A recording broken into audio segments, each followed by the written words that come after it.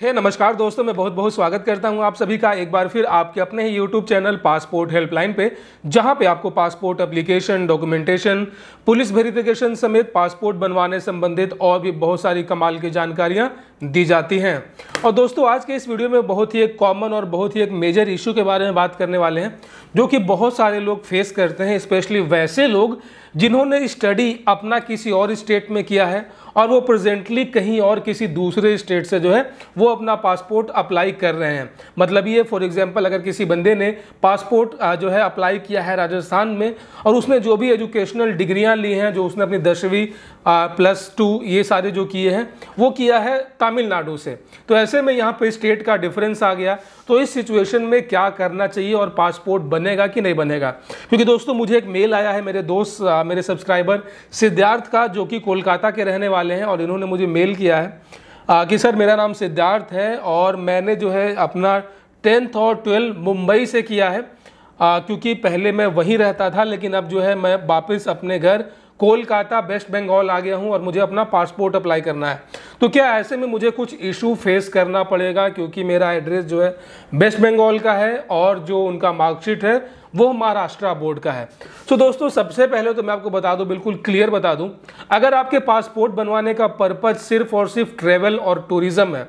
अगर आप tourist visa पे कहीं बाहर घूमना चाहते हो, चिल आउट करना चाहते हो, थाईलैंड जाना है, दुबई जाना है, मलेशिया जाना है, कहीं भी चल जाना है, तो आप अपनी 10वीं की मार्कशीट को भूल जाओ। पासपोर्ट में यहाँ पे कहीं से भी आप उसको इंक्लूड मत करो। ये सिर्फ और सिर्फ जो है अननेसेसरी सिचुएशन क्रिएट करेगा, क्योंकि इससे आपको कोई फ़ायदा नहीं होने वाला है। क्योंकि जो भी ECR पासपोर्ट होते हैं उसके ऊपर जो है जो भी हमारा टूरिस्ट वीज़ा होता है वो इजीली मिल जाता है, क्योंकि वो चेक नहीं करते हैं कि इसका पासपोर्ट क्या है क्या नहीं है। ECR और नॉन ECR कैटेगरी सिर्फ और सिर्फ जो है जो ये खाड़ी के देश हैं, जो ये कंट्रीज़ हैं लाइक दुबई, सऊदी अरब, बहरीन, कुवैत, जो भी ये खाड़ी देश हैं, सिर्फ और सिर्फ वहाँ पे as a labour, as a professionally अगर आप कुछ करने जा रहे हैं तो ही वहाँ पे यूज़ है। तो ऐसे में अगर आपका कुछ पर्पज़ कुछ और है एक्सेप्ट फ्रॉम द जॉब, तो मैं रिकमेंड नहीं करता हूँ, भले ही आपका होम स्टेट का ही क्यों ना हो, आप मत इंक्लूड करो, क्योंकि ये एक अलग से एक एडिशनल टाइम कंज्यूम करता है। लेकिन आपको पासपोर्ट जल्दी चाहिए, ठीक है, लेकिन अगर आपका पर्पज़ ही यही है कि अगर आप बाय प्रोफेशनली सऊदी अरब, दुबई, ओमान, मस्कट ऐसे देश जाना चाहते हैं, कुवैत जाना चाहते हैं, तो मैं वहाँ पर रिकमेंड करूँगा कि अपना मार्कशीट लगा लो। दोस्तों, यहाँ पे स्टेट का डिफरेंस होने से फर्क पड़ता है सिर्फ टाइमिंग पे। इशू कुछ नहीं होता है। टाइमिंग का फर्क इसलिए पड़ता है दोस्तों कि अगर आपका इंटर स्टेट, मतलब कि किसी दूसरे स्टेट का मार्कशीट होगा, किसी दूसरे बोर्ड का मार्कशीट होगा, तो ये काफ़ी ज़्यादा टाइम कंज्यूम करेगा, क्योंकि इसका दोस्तों फिजिकल यहाँ पे जो है वेरिफिकेशन होता है आपके मार्कशीट का। फॉर एग्जाम्पल, जैसे कि सिद्धार्थ हैं, इनका जो मार्कशीट है वो महाराष्ट्र बोर्ड का है, रहते ये कोलकाता में है, वेस्ट बंगाल में है। ऐसे में जब ये अपना पासपोर्ट अप्लाई करेंगे और जब इन्होंने अपना अपॉइंटमेंट देने जाएंगे, तो वहाँ पे क्या होगा कि इनका जो मार्कशीट है इनसे ली जाएगी, और फिर अपॉइंटमेंट कंप्लीट हो जाने के बाद ये बाई स्पीड पोस्ट, जो इनका कंसर्निंग RPO होगा जो कि कोलकाता में है, वो बाई स्पीड पोस्ट उस डॉक्यूमेंट को, उस मार्कशीट को वो कुरियर करेंगे, वो बाई स्पीड पोस्ट जो है वो भेजेंगे महाराष्ट्र बोर्ड को।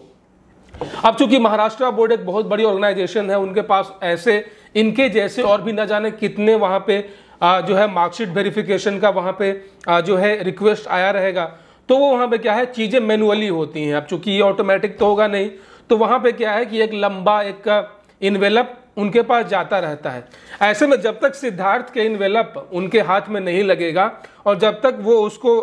जो है अटेस्टेड करके कि हाँ ये बिल्कुल ओरिजिनल है, और फिर वो जब तक वापस नहीं कर देंगे RPO कोलकाता को, और RPO कोलकाता आने के बाद भी वहाँ का डेटा एंट्री ऑपरेटर जब तक उस इन्वेलप को, उस अटेस्टेड कॉपी को जो है अपने डेटा एंट्री कंप्यूटर में नहीं करेगा, तब तक जो है इनका एप्लीकेशन अंडर रिव्यू रहेगा। इनका एप्लीकेशन जो है अभी आगे प्रोसीड नहीं करेगा। वही अगर इनका पासपोर्ट जो मार्कशीट है वो कोलकाता बोर्ड का ही होता, वेस्ट बंगाल का, तो क्या है कि आरपीओ कोलकाता बगल में ही उनकी बिल्डिंग होगी, या फिर 10-20 किलोमीटर के अंडर में बोर्ड ऑफिस जाएगा, फिर वहां से अटेस्टेड होके आ जाएगा। तो ये चीज़ें जल्दी होंगी, ऐसा नहीं है कि वो होगा ही नहीं, लेकिन यहाँ पे टाइम कंज्यूम होता है, जो कि मैक्सिमम से मैक्सिमम 2 महीने 3 महीने, किसी किसी केस में मैंने देखा कि यहाँ पे 6 महीने का डिले हो जाता है। तो ये आपको अवॉइड करना है, जो कि मैंने आपको बोला, अगर आपका इंटेंशन पासपोर्ट बनवाने का सिर्फ और सिर्फ टूरिस्ट पर्पज है तो आप इसको इंक्लूड मत करो। लेकिन हाँ, अगर किसी भी स्टेट का हो, इंडिया का ही होना चाहिए, वो बिल्कुल वैलिड है, होगा। लेकिन ध्यान आपको ये रखना है कि आपके पास मार्कशीट बिल्कुल ओरिजिनल होनी चाहिए,